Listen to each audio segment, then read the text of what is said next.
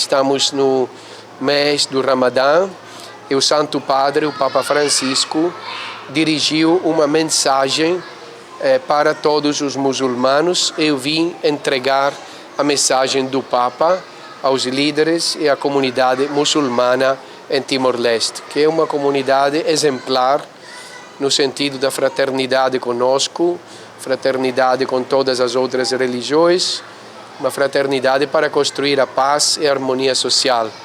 E o Papa dirigiu esta mensagem para encorajar todos os crentes de todas as religiões, em particular os muçulmanos e os católicos juntos, a criar paz e harmonia.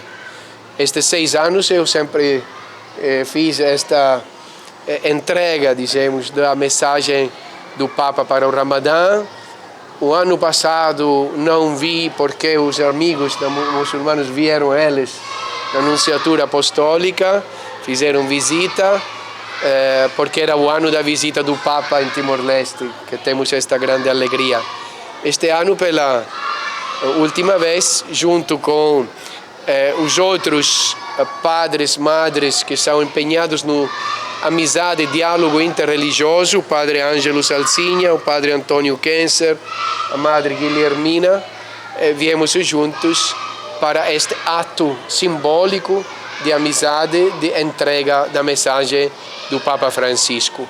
Então, parabéns e bom Ramadã a todos os irmãos e irmãs muçulmanos.